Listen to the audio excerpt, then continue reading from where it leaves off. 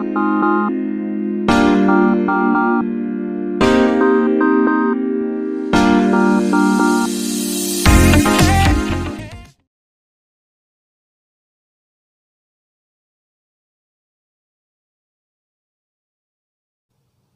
terdiam, dia merasa pertanyaan Arini sangat susah untuk dijawabnya.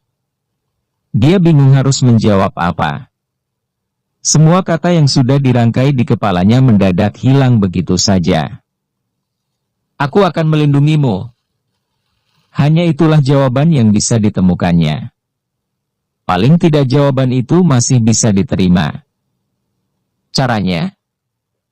Apapun akan kulakukan untuk melindungimu. Arini tersenyum. Hanya ingin melindungiku saja.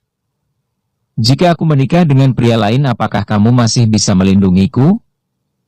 Arini mencoba mendesak Afif agar lelaki itu sedikit mau jujur dengan perasaannya. Sebenarnya aku. Afif menghentikan ucapannya. Kamu kenapa, Afif? Aku menaruh hati kepadamu sejak lama, bahkan sebelum kamu mengenal Wira. Afif berhenti berbicara. Ada kelegaan dalam hatinya, tapi juga malu dengan pengakuan yang baru dia ucapkan. Dulu mereka pernah sama-sama berjanji jika hubungan mereka lebih berharga dari hubungan seorang kekasih, begitulah cara mereka menghargai pertemanan yang mereka ciptakan. Afif merasa mengkhianati itu semua dengan menaruh hati kepada Arini. Saat itu juga dia mencoba ingin menghapus semua perasaannya, kembali merajut pertemanan tanpa embel-embel cinta. Arini sedikit kaget dengan pernyataan itu, tapi dia sudah tahu apa yang mungkin akan didengarnya. Setidaknya wanita lebih peka dari laki-laki dalam urusan cinta karena mereka lebih mengandalkan perasaan daripada logika. Ia sesungguhnya tahu apa yang dipendam Afif selama ini. Dia bukannya tidak peka, tapi dia wanita yang eloknya menunggu lelaki. Lalu mengapa tak kau ungkapkan dari dulu? Tanya Arini kemudian. Aku takut jika kau tak merasakan hal yang sama maka itu akan merusak persahabatan kita dan aku tak mau kehilangan sahabat sepertimu. Saat aku bersama Mas Wira. Berarti kamu sudah merasakannya. Lalu mengapa kamu mengikhlaskannya? Aku dulu sempat bingung saat kamu pergi tanpa kabar. Itulah, aku menenangkan diri. Mencoba meyakinkan bahwa perasaan itu tak ada, bahkan mencoba memadamkannya karena tak ingin menghancurkan persahabatan ini. Tapi ternyata aku tak bisa, aku tersiksa Arini. Kamu ikhlas saat itu aku bersama Mas Wira. Sebenarnya berat, tapi aku bahagia melihat kamu bahagia bersamanya. Aku hanya tak ingin menghancurkan kebahagiaanmu. Bukankah titik tertinggi dari mencintai adalah mengikhlaskan? Ah kamu Viv, udah kayak pujangga saja sekarang. Udah pandai menggombal. Arini tersenyum manis tanpa memandang Afif, sementara Afif juga tersenyum tapi mukanya menoleh kepada Arini. Kamu bisa bayangkan andai saat itu aku memaksakan diri merebutmu. Pasti persahabatan kita akan kandas karena aku tahu saat itu kamu sangat tergila-gila sama Wira. Arini masih tersenyum malu ketika tiba-tiba dia ingat dulu sangat mencintai Wira. Segenap cinta dia berikan untuk lelaki itu, bukan hanya cinta tapi juga harta. Tapi apa yang dia dapatkan? Hanya pengkhianatan. Ya, hanya pengkhianatan hingga dia tak mudah lagi percaya dengan lelaki manapun, wanita itu cukup trauma. Tapi beda jika dengan Afif, setidaknya lelaki itu temannya dari kecil yang selalu ada untuknya saat susah ataupun senang. Hanya dia lelaki yang bisa Arini percaya sekarang. Ketika kemudian kulihat lelaki itu menyakitimu, ingin aku membunuhnya, menghajarnya sampai mati tapi aku ingat bagaimanapun dia ayah Zehan. Tergambar kegeraman dari nada bicara Afif yang bergetar. Baiklah, sekarang semua sudah jelas, lalu apa mau MU? Hah? Mauku? Afif kaget dengan pertanyaan Arini yang tiba-tiba. Lelaki itu bingung harus memulai dari mana. Ayolah Fif, kamu lelaki, harus tegas. Apa kamu mau kehilangan untuk yang kedua kali? Bukannya Arini memaksa, tapi Arini tahu betul bagaimana watak Afif. Lelaki itu komitmen, dia benar-benar takut hubungan sahabat antara keduanya jadi retak karena cinta. Mereka berada di friend zone yang tidak mudah. Aku tulus Arini, cuma aku hanya takut pertemanan kita retak gara-gara cinta. Aku pun demikian, tapi apakah lantas kamu akan dibunuh perasaanmu? Tunggu, dari tadi kamu hanya membahas soal perasaanku. Lalu bagaimana dengan perasaanmu sendiri kepadaku? Dek, jantung Arini tiba-tiba berdebar, tak menyangka Afif langsung bertanya seperti itu. Rasanya aliran darah dalam tubuhnya mengalir dengan sangat deras. Dia bingung harus menjawab apa. Rin, aku sudah jujur, sekarang giliran kamu. Aku tak akan maju jika hanya bertepuk sebelah tangan, tak mau memaksakan kehendak hingga akhirnya melukaimu. Hati yang harus kujaga. Arini tersentuh dengan kata-kata itu. Hati yang harus dijaganya. Ya, tapi memang begitu adanya, bukan hanya hatinya saja yang dijaga oleh lelaki itu, tapi juga hati anaknya, dan bahkan juga hati Papa Arini. Lantas apalagi yang diragukannya dari pemuda itu?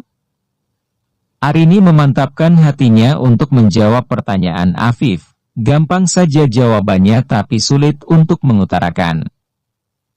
Aku nyaman denganmu, sangat nyaman. Entahlah itu perasaan cinta atau bukan, tapi yang jelas saat ini jika aku tak bersamamu terasa ada yang kurang. Aku nyaman membagi semua masalah dan senangku kepadamu, aku nyaman saat kamu memberikan solusi atas apa yang aku alami. Aku nyaman dengan semua perhatian-perhatianmu, terutama kedekatanmu dengan Zehan. Hanya itu saja. Tidak lebih dari nyaman. Ucap Afif menegaskan. Afif, rasa nyaman lama-lama akan berubah menjadi tak bisa kehilangan. Bukankah itu bisa juga berubah menjadi cinta? Sebuah kedekatan berasal dari kata nyaman awalnya dan berlabuh dengan cinta pada akhirnya. Afif tersenyum bahagia mendengar penuturan Arini. Dia yakin bisa menjadikan rasa nyaman Arini menjadi sebuah perasaan cinta. Ya, dia amat sangat yakin. Afif bangkit dari tempat duduknya, jongkok di depan Arini, meraih tangan wanita itu dan memegangnya. Bagaimana kalau kita mencoba sebuah komitmen? Jika lama-lama perasaan nyamanmu berubah menjadi cinta, aku akan menjadi pria paling beruntung. Tapi jika... Afif menggantung kata-katanya. Jika apa? Arini menegaskan. Jika rasa nyaman itu tidak berubah dan tetap menjadi nyaman pada zona pertemanan, aku akan terima dan tak akan memaksa. Arini kembali tersenyum. Tak pernah dia menemukan pria sebijak Afif. Dia bahagia dan kemudian menganggukkan kepala. Afif kembali lagi dari tempatnya dan duduk di sebelah Arini. Mereka saling melempar senyum, malu-malu. Aneh rasanya, mereka yang biasanya tak pernah sungkan satu sama lain sekarang untuk berpandangan pun malu dan hanya saling melempar senyum. Tapi ada perasaan lega dan bahagia dalam diri Afif dan Arini. Kita tunggu saja, apakah perasaan itu berubah menjadi cinta ataukah mereka akan nyaman dengan zona pertemanan yang mereka bina sejak lama. Seminggu lamanya Nia dirawat, sekarang dia sudah boleh pulang. Mereka terpaksa pulang ke rumah kontrakan sempit mereka karena memang tak tahu harus kemana. Rasanya ingin sekali kembali ke Jakarta tapi keadaan belum memungkinkan. Yang bisa mereka lakukan hanya bertahan untuk sementara menunggu putri mereka sudah kuat untuk menempuh perjalanan cukup jauh.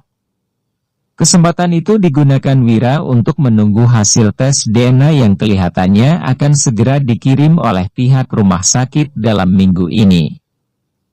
"Mas, Rena nangis tuh. Beliin susu, susunya habis," ucap Nia. Rena, sebuah nama yang diberikan untuk anaknya. Wira menolak menamai anak itu hingga Nialah yang mencarikan nama. Wira yang sedang duduk kemudian bangkit dari tempat duduknya. "Ini semua gara-gara kamu, Nia. Andai saja kamu mau menyusui anakmu, pasti aku tak akan bingung cari uang untuk beli susu.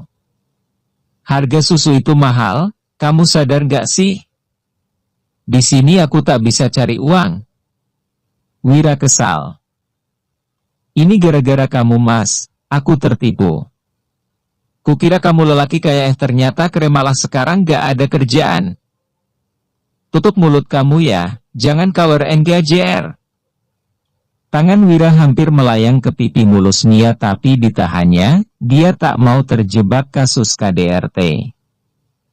"Kenapa berhenti? Ayo tampar biar kamu puas." Nih. Nia menantang Wira dan mengacungkan pipinya di depan lelaki itu. Wira sekuat tenaga menahan agar dia tak emosi. "Tahu nggak, Mas, kenapa aku gak mau menyusui anakmu? Karena aku ingin tetap tampil cantik dan menggoda, supaya bisa mendapatkan lelaki yang jauh lebih segalanya daripada kamu." Wira tiba-tiba tertawa lepas. "Hahaha.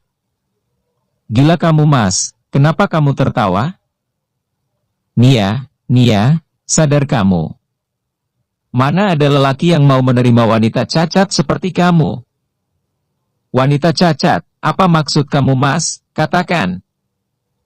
Rahim kamu sudah tidak ada, lelaki mana yang mau?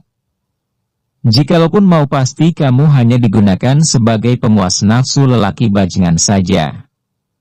Lagian belum tentu juga kalau anak yang baru saja kamu lahirkan itu anakku. Yang ada bukan kamu yang meninggalkanku, tapi aku yang akan meninggalkanmu." "Hahaha. Apa? Apa kamu bilang, Mas?" "Hah?" Bersambung.